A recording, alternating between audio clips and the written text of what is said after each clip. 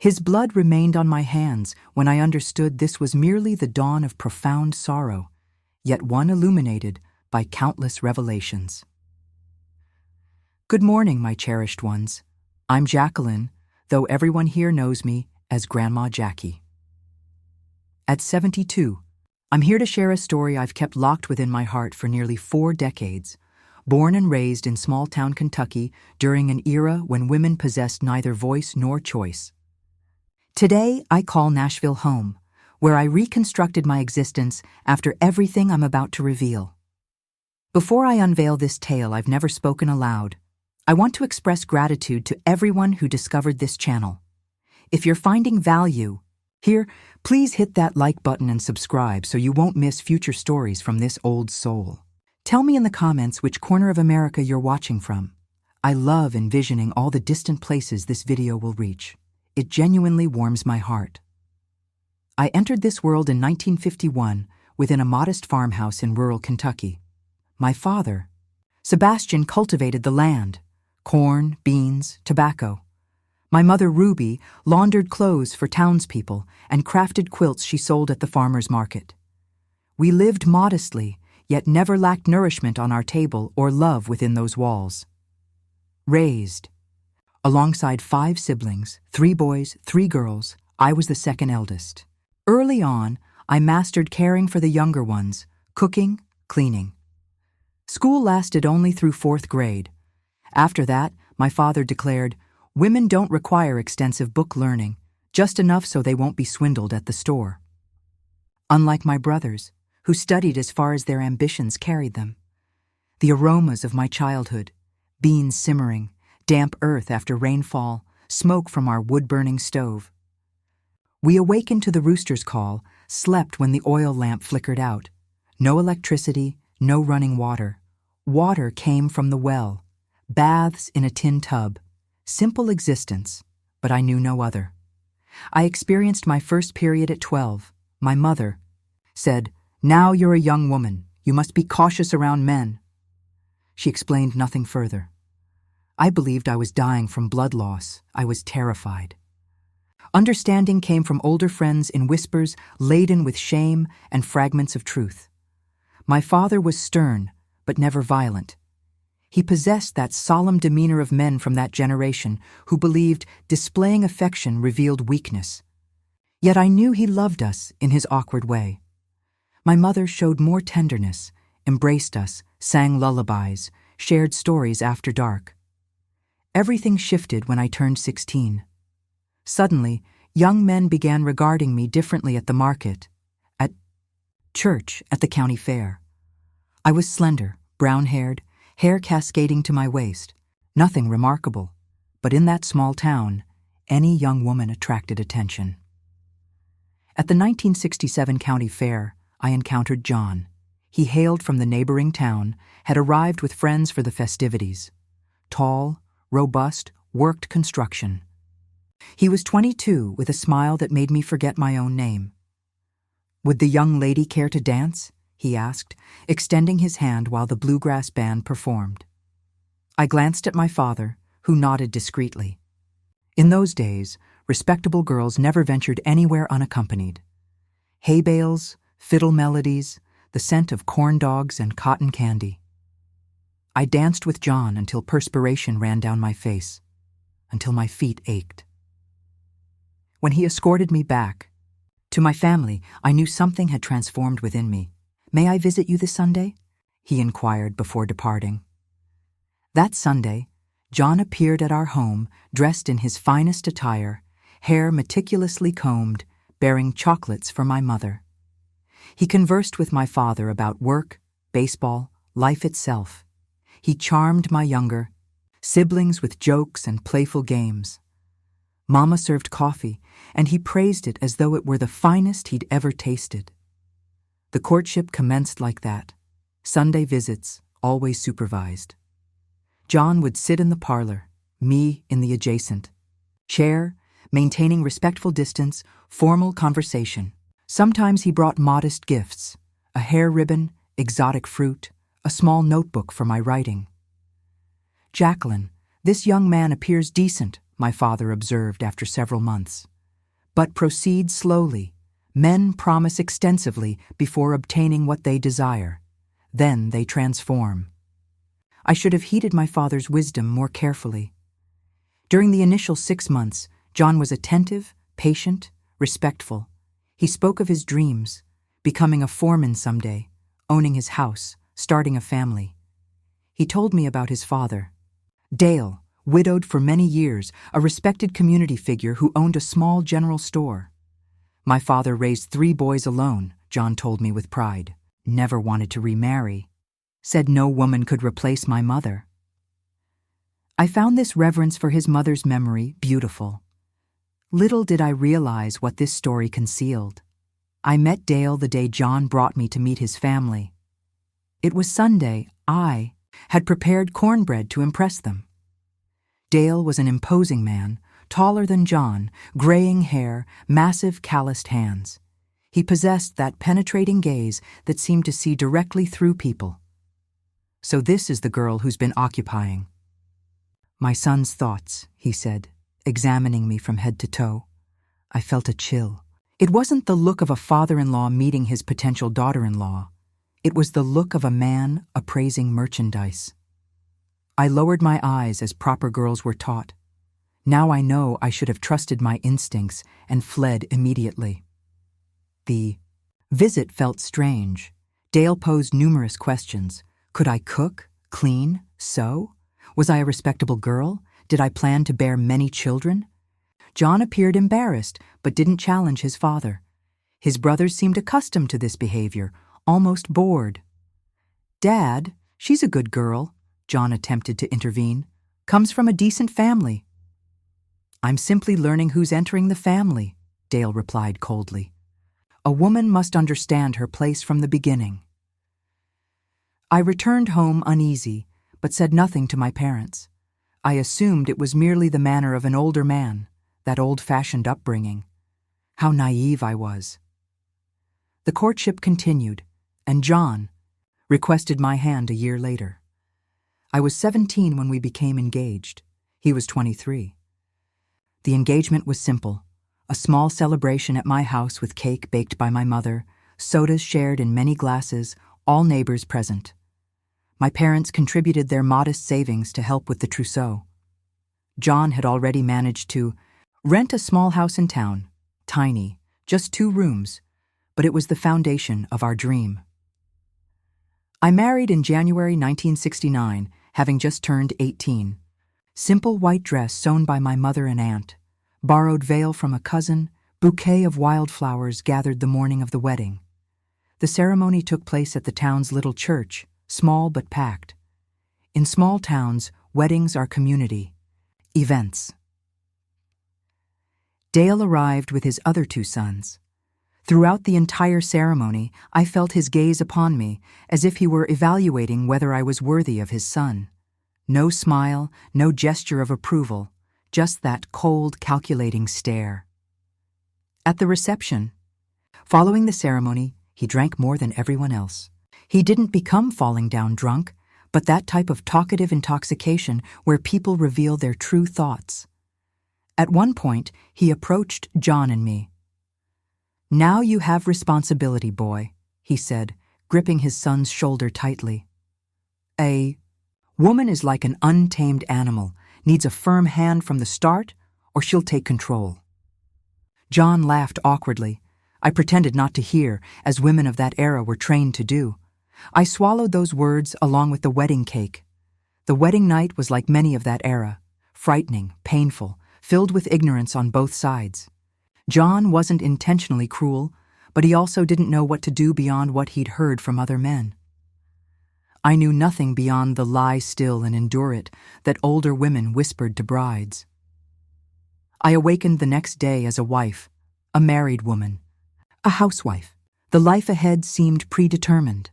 Tend the house, the husband, bear children, repeat the cycle I witnessed in all the women surrounding me. The first months were about adjustment. John worked Monday through Saturday, departed before sunrise, returned after darkness fell. I maintained the house, prepared meals, washed clothes. Sometimes I created embroidery to sell and supplement our income, but John disapproved.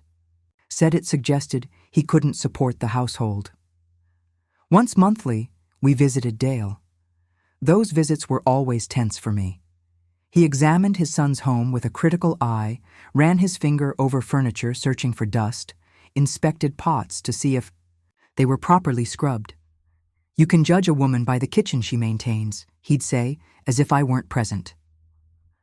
When John wasn't around, Dale made comments that left me uncomfortable. A good wife would have already given me a grandson to hold, or, "You're too thin like that. Men prefer some meat to grasp." I endured everything silently. He was my husband's father, deserved respect. That's what they had taught me. Besides, I feared him, feared that look, those massive hands, that authority he wielded. Things became strange when I conceived at the end of 1969. John was radiant, treated me like I was made of glass. Dale, upon learning the news, came to visit, something he never did, always waited for us to come to him. "Now you're finally a complete woman," he said, studying my still flat belly. "I hope it's a boy. There are already too many women in this world." The pregnancy was difficult. Constant nausea, weakness, pains that came and went. The town doctor said it was normal, that I was very young and my body was adapting. John worried, but needed to work. I spent most of those months alone, managing the discomfort as best I could. Dale began appearing more frequently. He brought things for the baby, a wooden crib he'd crafted himself, little clothes he'd saved from his sons, a rocking horse in case it was a boy. Always when John wasn't there. Always with that look that disturbed me. "A pregnant girl needs care," he said. "My son works too much, can't always be here." On one of those visits, during my 5th month of pregnancy, he brought a bottle of homemade wine. For strength, he insisted when I refused. Pregnant women need strong blood. I accepted a small glass to avoid seeming ungrateful. The taste was strange, too potent. 2 hours later, I began experiencing intense pains, bleeding. Dale had already departed. I screamed for help until a neighbor heard. I lost the baby that night. The doctor said, "It happens. Many women lose their first." Nobody questioned the wine, not even me at the time. Only years later, remembering, did the pieces fit together. John was devastated, but recovered quickly, the way men do. "We'll try again," he said. "God knows what he's doing." Dale came to the baby's funeral with a solemn expression, but his eyes showed no sadness. There was almost relief. It was after that I noticed the change in John. It began slowly, small complaints, criticisms about food seasoning, about how the house was arranged. He started drinking more, coming home later. At first, it was comments. Then came the shouting. The first slap came when I asked where he had spent the night. Hard across the face, throwing me against the wall. "My woman doesn't question me," he said through gritted teeth. "Learn your place." I cried all night in the bathroom with a cloth in my mouth so he wouldn't hear. In the morning, John acted as if nothing had happened. I also pretended, like so many women before me. That slap opened the door for others. Soon came shoves. Then, punches, always when he drank too much, always followed by repentance the next morning. Flowers picked on the way home. Promises of never again. Rare masculine tears that convinced me he truly felt sorry and I forgave, because that's what women did, because I had nowhere to go. My parents had died in a car accident 6 months after my wedding, because I believed that love was like that, with good and bad parts. Dale knew. I'm certain he knew. During visits, he looked at my bruises poorly. Disguised with long clothes, even in summer, with the thick face powder I used to cover the marks. "A woman has to know how to please her husband," he commented, smiling sideways. "When she doesn't please, she gets corrected." In 1972, I conceived again. This time, John reduced his drinking. The aggression stopped temporarily. Dale kept his distance during those months, which brought me relief. The pregnancy was calmer than the first. In October of that year, our daughter Mariana was born. Beautiful, perfect, with her father's eyes and my dark hair. John was disappointed it wasn't a boy, but soon was enchanted by his daughter. Dale didn't even want to hold his granddaughter when we brought her to meet him. "Girls are just trouble," he said, barely glancing at the baby. "Another mouth to feed that brings no return." With Mariana, I discovered new strength. I no longer allowed John to strike me in front of her, even when she was just a baby. He respected that, took his explosions to another room, but they continued. Happening. Our life continued like this for 2 more years. John working, drinking, alternating between loving husband and aggressor. Me tending the house, the daughter, trying to be invisible when I sensed the storm approaching. Dale visiting monthly, always with those looks, those comments that made me want to lock all the doors. It was in 1974 that everything changed forever. John had just turned 29, I was 23, Mariana was almost 2. It was a Friday like any other. John left for work in the morning, promising to return early to take Mariana to see the fireworks at the town festival. The day passed, night fell, no John. It wasn't uncommon. Many times he went from work straight to the bar. But he had promised his daughter, who waited anxiously, dressed in her party dress. When the clock struck 9 at night, I put Mariana to bed, promising that Daddy would take her to see fireworks the next day. She fell asleep crying. At midnight, there was a knock at the door. It was John's friend Tom. Pale face, trembling hands. "Jacqueline, something happened. There was an accident at the construction site." Tom's words seemed to come from far away, as if he were speaking underwater. Scaffolding broke. John fell from the 3rd floor. My world collapsed in that instant. I don't remember exactly how I got to the hospital. I know a neighbor stayed with Mariana. I know I cried the entire way in Tom's truck, praying every prayer I knew. But when I arrived, John was already gone. Had no chance, the doctor said. Instant death. He didn't suffer. As if that were consolation for a 23-year-old widow with a small daughter. I looked at that body covered with a white sheet and didn't recognize the man I had shared 5 years of my life with. His face was different, deformed by the fall, but the hands were the same. Hands that caressed me and also hurt me so many times. I cried for everything. For the John I met at the county fair, for the loving father he sometimes managed to be, even for the aggressor who repented in the morning. I cried for the future we wouldn't have, for the promises he made on good days that everything would get better. In the days that followed, I lived in a state of shock. The funeral was quick. We didn't have money for anything elaborate. Dale organized everything, paid the expenses. He seemed too controlled, as if he were burying a stranger, not his own son. "Life goes on," he said at the cemetery while the coffin was lowered into the earth. "You and the girl can count on me." At that moment, his words seemed kind, a safe harbor when I was drowning. Little did I know what that offer truly meant. I returned home with Mariana to the deafening silence, to corners that still held John's scent, to his clothes on the line that I had washed the day before. Life had been difficult beside him, but at least I wasn't alone. Now it was just me and my daughter in the world. I had no job, no money saved. John never allowed me to work outside, and the little I earned with embroidery barely paid for material to make more. The rent was due in a week, and the landlord had already come to offer his condolences and remind me that business is business. That's when Dale arrived with a proposal. "Come live with me," he said, sitting in my living room 3 days after the funeral. "The house is spacious, has a spare room since the boys left. Mariana will have better conditions than in this place." I hesitated. Something about the offer caused me discomfort. the same chill I felt when I first met him. But what else could I do? Return to Kentucky? I had no family there anymore, no close friends after being away so long. It would just be until I can find a job, get established. Of course, he replied too quickly.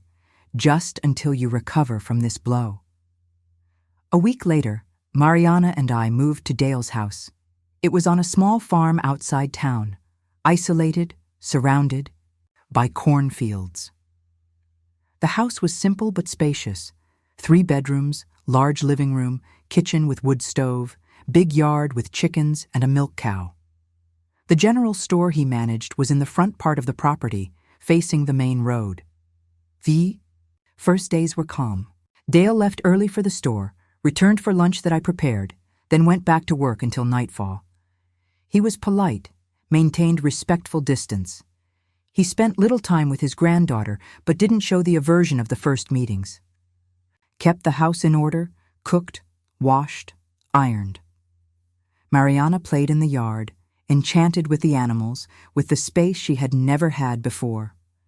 Gradually, the pain of loss gave way to routine, to the necessity of moving forward. I began looking for work, asked store customers, offered sewing and embroidery services. It was little, but I started saving some money, hidden in a cookie tin, saving for our new beginning. Changes in Dale started in the first month. Subtle. At first, a lingering look during dinner, a strange compliment about how the dress marked my body, questions about when was the last time John and I had slept together. "A young woman like you must miss it," he commented one night after Mariana was already asleep. I pretended not to understand, thanked him for dinner, and went to my room, locking the door as I had already made a habit. The uneasiness grew, but I repeated to myself that it was all in my head, that I was misinterpreting because of grief, fear of being alone. The first time he tried something more direct was when we completed 2 months in that house. Mariana had a fever. I had spent the night awake with her. In the morning, he didn't insist that day. He stayed on the other side of the door, breathing heavily. "It was just a misunderstanding," he finally said. "No need to make such a drama." I spent the afternoon locked up with Mariana, terrified. When he left for the store, I took the chance to get water, food, everything we needed to spend the night entrenched in the room. At night, he knocked on the door. Calm voice as if nothing had happened. "Jacqueline, don't be silly. Let's talk like adults. It was an impulse. It won't happen again." I didn't answer. Mariana slept in my arms, her fever finally breaking. I prayed for dawn to come soon, for a chance to escape from there. At dawn, the door opened. I had forgotten he kept copies of all the keys. I woke up with him already inside the room, approaching the bed where Mariana and I slept. "If you scream, if you make any noise, you'll scare the girl," he warned, his voice strangely controlled. "Come with me to the other room. Let's resolve this like grown-ups." I looked at my sleeping daughter. The fear of waking her, of traumatizing her, was greater than my own terror. I got up silently and followed him to his room. What happened that night? I don't have the courage to detail, even after so many decades. I'll just say it was the beginning of a nightmare that would last weeks. When I returned to my daughter's side, I felt I would never be the same again. Part of me had died in that room. In the morning, Dale acted as if nothing had happened. Had coffee, went to the store, came back for lunch. The only difference was the satisfied smile, the look of someone who had proven he could do whatever. He wanted. "This will be our secret," he said when we were alone. "Nobody would believe you anyway. The daughter-in-law who came to live with her father-in-law and now accuses him. Everyone will think it's a scheme to stay with the house, with the property." And he was right. Who would believe a young widow without resources against an established man, respected in the community? Even if they believed, what would become of me and Mariana? Where would we go? I started barricading the bedroom door with chairs, tables, everything I could find. But he always found a way. Always had the perfect excuse for Mariana, For the neighbors, for anyone who asked about the nighttime noises, about my swollen eyes from crying so much. "Mommy is sad because she misses Daddy," he told Mariana when she asked why I cried so much. I tried to escape twice. The first time he found me on the road, Mariana in my arms, our small bundle of clothes on my back. He brought me back by force, the girl crying without understanding. "Try again, and the girl stays with me," he threatened when we were alone. "I can get custody. I have friends, money for a lawyer. You have nothing." The second time, I managed to get to the bus stop. I was boarding the bus to Nashville when he appeared with the town sheriff. "This is my daughter-in-law," he explained to the man. "She hasn't been right in the head since my son died. She's trying to take my granddaughter away. Poor little thing." The sheriff, Dale's buddy for years, looked at me with pity. "Better go back home, ma'am. Children need stability." That's when I understood there was no way out, that nobody would help me, that the nightmare would only end when he wanted it to. In the third week of that hell, Dale drank more whiskey than usual. The harvest had been good, the store was prospering. He celebrated alone while I put Mariana to bed. When he entered my room that night, he was more violent than normal. He wasn't satisfied with the usual abuse. He wanted to hurt, humiliate, leave marks. He struck hard when I tried to resist, threw me against the wall, dragged me by my hair. "Just like John's mother," he murmured while he assaulted me. She also played hard to get in the beginning. The revelation shocked me even amid the pain. John's mother, whom he said he respected so much, whom he said was irreplaceable. Had she gone through the same hell? For the first time, I couldn't contain my screams. The pain was too intense, the desperation too immense. Mariana woke up, came to the door, calling. "Mommy, is Mommy hurt?" "Go away, girl," Dale shouted. "Go back to your room." I heard her little steps running, scared. That awakened something in me, a fury I didn't know existed. My daughter wouldn't grow up seeing her mother being destroyed like this, wouldn't live thinking this was normal.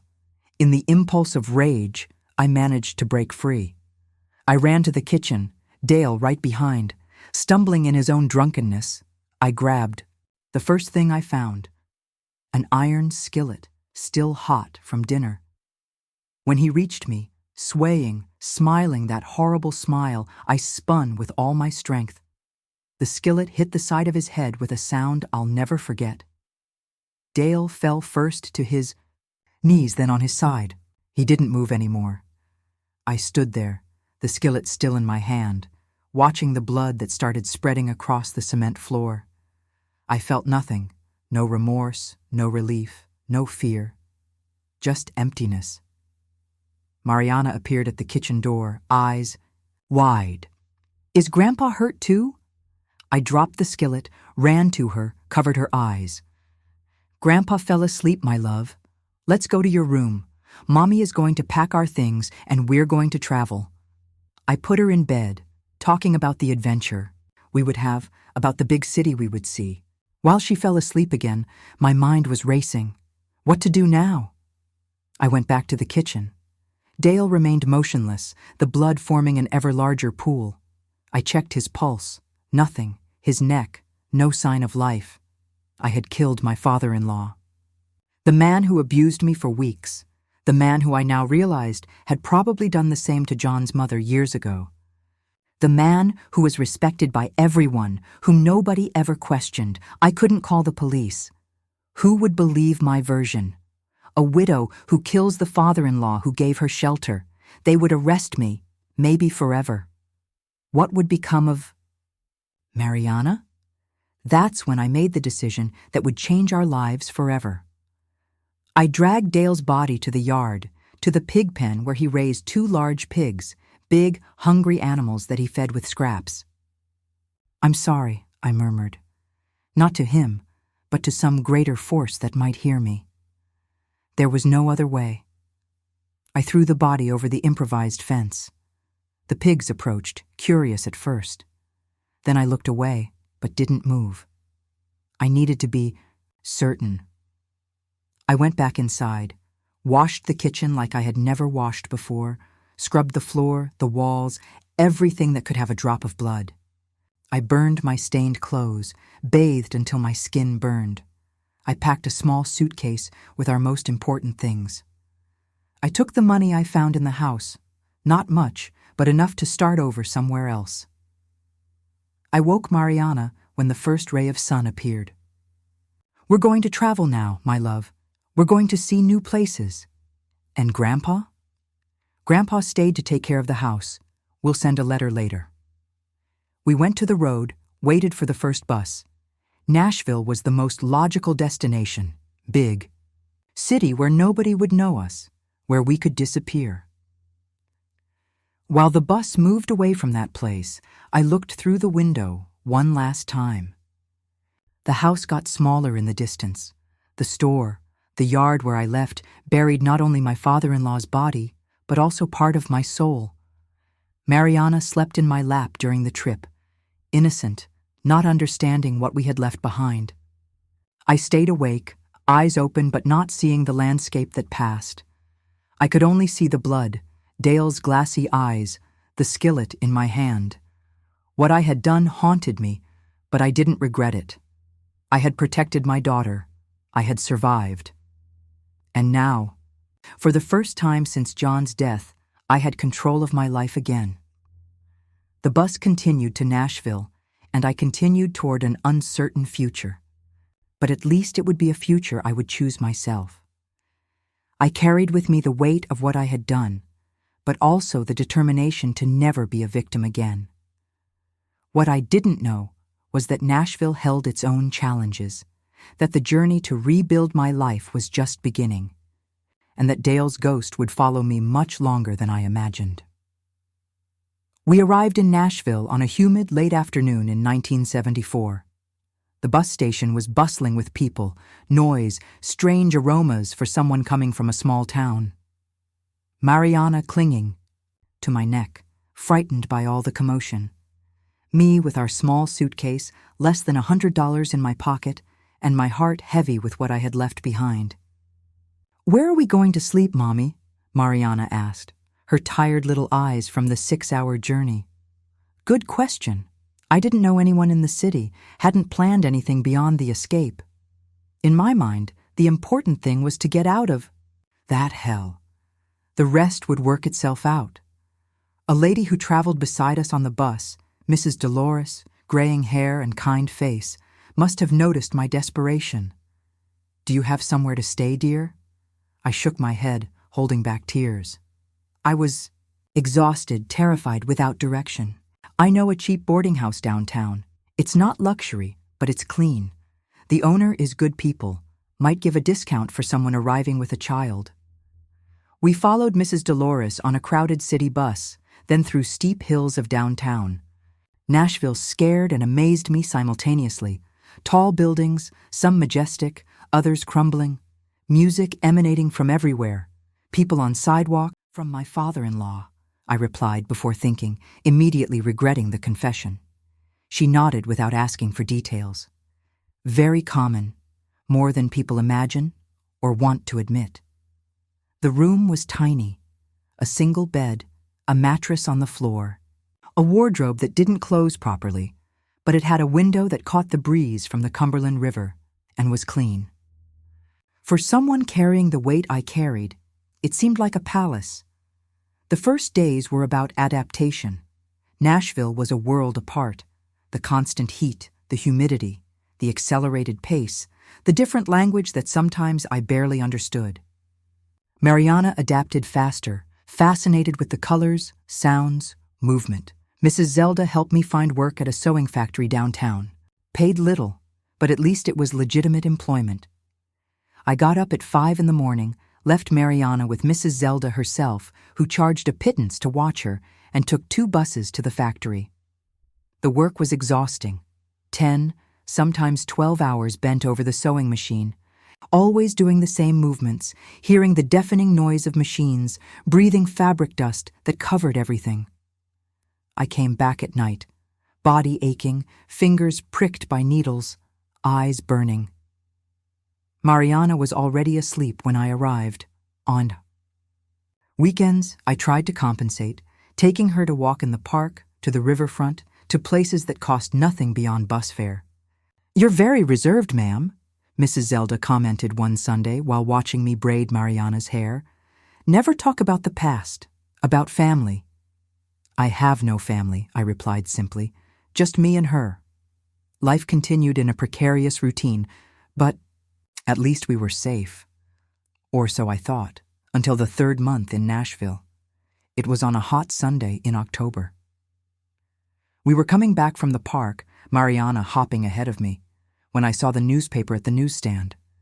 I didn't usually buy one, every cent was counted, but the headline paralyzed me. Dale's photo, serious, looking straight at the camera, occupied half the page. I grabbed the newspaper with trembling hands, ignoring the vendor complaining that newspapers aren't magazines to read for free. The story said the community was shocked by the disappearance of the respected businessman, that police were investigating murder after bloodstains were found in the kitchen. Worse, it talked about the mysterious flight of the daughter-in-law and granddaughter right after the disappearance. "Police are looking for Jacqueline Ferrer Santos for questioning," said the last paragraph. I let the newspaper fall, picked up Mariana, and ran back to the boarding house. My heart beating so hard I thought it would explode. "I need to leave here," I told Mrs. Zelda as soon as I entered. "Today." "What happened, child? You look like you've seen a ghost." I couldn't tell her. Even to that lady who had been so good. To us, I couldn't reveal what I had done. My father-in-law, he found me. He's going to take me back. It wasn't a complete lie. If they found me, I would be taken back, just to jail, not to his house. Mrs. Zelda didn't ask more questions. She helped pack our small suitcase, gave a little extra money beyond what she owed for watching Mariana. "Where are you going now?" "I don't know. Another state, maybe." "Without new documents, they'll find you wherever you go." "I know someone who can help, but it costs." Almost all the money I had saved in 3 months went to pay the someone Mrs. Zelda knew. A hunched man, reeking of cigarettes and moonshine, who appeared at the boarding house in the dead of night with falsified documents. "Now you're Mary Louise Silva," he said, handing over the birth certificate and brand-new identity card. "And the girl is Anna Lucy. Guard these names well. Never answer to the old ones again, not even when you're alone." I quit the factory job. The next day, lost the severance pay, but couldn't risk staying. We left downtown, Mrs. Zelda's kindness, the life I had barely started building. We went to the other side of the city, to a neighborhood near the airport where we rented a small room in the back of a family's house. The following months were of constant paranoia. Every police car, every man who looked too long, every question about my past made me freeze with terror. I slept poorly, ate little, lost so much weight that my ribs showed. I found work as a housekeeper for a family in Belmead. They paid less than the factory, but I could bring Mariana with me. The employer, Mrs. Elizabeth, was demanding but fair. Her husband, Dr. Richard, a renowned physician, barely appeared at home. At home? What home? We no longer had a real home. The rented room was just a place to sleep. We spent our days at Mrs. Elizabeth's house, me cleaning, cooking, washing, while Mariana played in the backyard. We returned late, fell exhausted into the bed. We shared, to wake before sunrise and start all over again. It went on like this for almost a year, the fear gradually diminishing, giving way to physical exhaustion, emotional emptiness. I had escaped hell with Dale. But what kind of life was this that I was offering my daughter? Mariana turned 4 in May 1975. I had no money for a present or a party. I bought a cupcake at the bakery, put an improvised candle in it. We sang happy. Birthday, just the 2 of us in the stuffy little room. "I wanted a doll, Mommy," she asked with those eyes that reminded me so much of John's. "Next birthday, daughter, Mommy promises."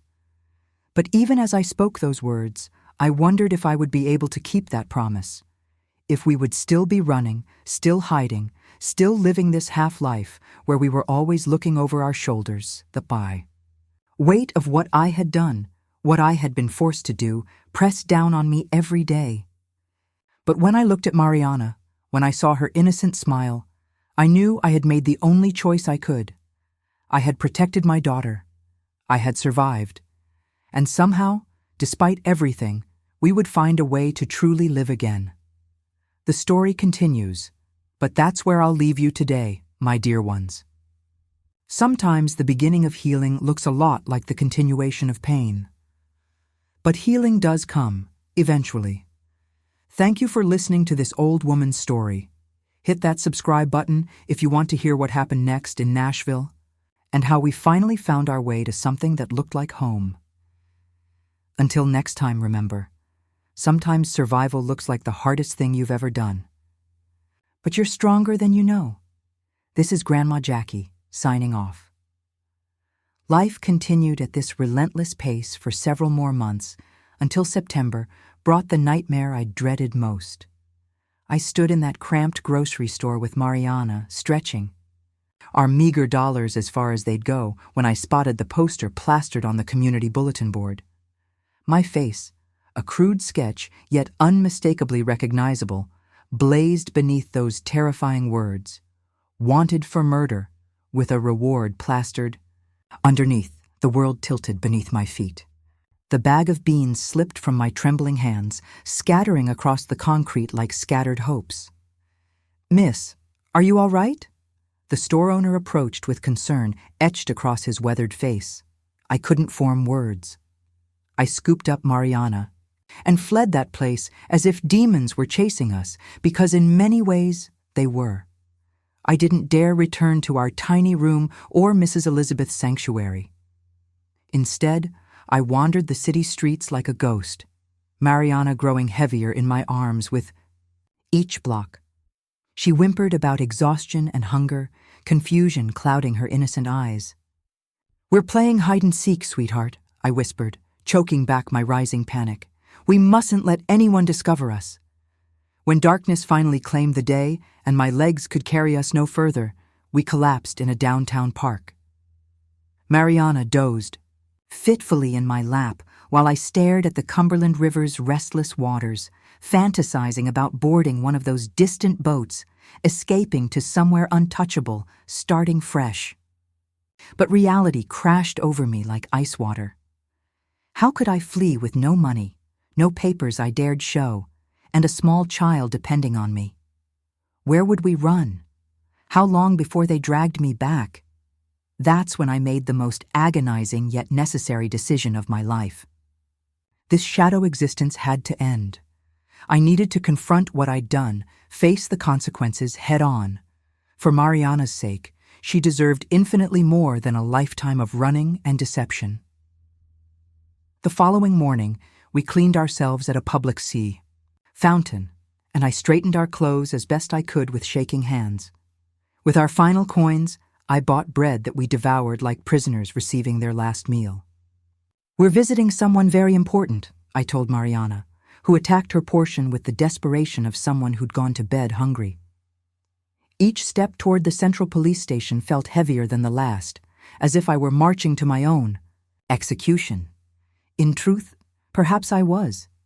"How can I assist you?" The desk officer's suspicious gaze swept over my disheveled appearance. "I'm Jacqueline Ferrer Santos," I managed, my voice barely a whisper. "You're searching for me regarding Dale Santos's disappearance." Recognition flashed in his eyes like lightning. Within moments, police swarmed around me, wrenching me from Mariana as she screamed my name, metal handcuffs biting into my wrists like the jaws of fate itself. The interrogation stretched endlessly. I laid bare everything: John's violent death, our move to Dale's house, the relentless abuse, that fatal night when everything shattered. "Do you possess evidence of these alleged assaults?" demanded the detective, a weary, middle-aged man whose tired eyes had witnessed every conceivable human story. What proof could I offer? No witnesses, No scars, just my trembling word against the sterling reputation of a pillar of the community. Exactly as Dale had predicted with his cruel smile. Nobody would believe me. That first night, I shared a cramped cell with 3 other broken women. I had no idea where they'd taken Mariana, whether she was frightened, hungry, crying for me. The desperation clawed at my insides until I retched up what little food they'd provided. The following day brought more interrogation, more skeptical stares, more accusations hurled like stones. "The pigs on the property have been slaughtered," reported a younger officer with clinical detachment. "We discovered no human remains. Where's the body?" they demanded. I spoke the truth. "I fed it to the pigs." "No body, no murder," the detective commented with a shrug. "But we have bloodstains in the kitchen and your flight. That's sufficient to keep you locked away until trial." Those became the darkest days of my existence, worse than Dale's violations, worse than John's brutality, because now I couldn't even glimpse my daughter's face or know if she was safe. A week crawled by before my first visitor arrived, a stern social worker clutching thick glasses and an ever-present clipboard. "Your daughter is in temporary care," she announced matter-of-factly. "She's adjusting to the routine adequately." "When can I see her?" "That depends on your case's progression and whether she wishes to see you." "What do you mean, whether she wishes? She's only 4 years old." We explained situations in age-appropriate terms. "That mommy made serious mistakes and must be separated temporarily." My world crumbled further, Mariana believing I'd abandoned her, that I was the villain in this story. It was unbearable. Weeks melted into months without news. No lawyer, no hearing, no movement whatsoever. Just the suffocating limbo of an overcrowded cell, inedible slop, and constant terror. That's when Helena entered my life, a new cellmate with steel in her spine who never lowered her gaze before the guards. She was serving 3 months for theft, and her presence changed everything. "Girl, you're wasting away to nothing," she observed on her 3rd day, watching me push food around my tray. "At this rate, you won't survive until trial." I shared my story with Helena. What did I have left to lose? To my amazement, she believed every word. More than that, she burned with righteous fury. "What they did to you is criminal," she declared. "There's an organization that champions women like you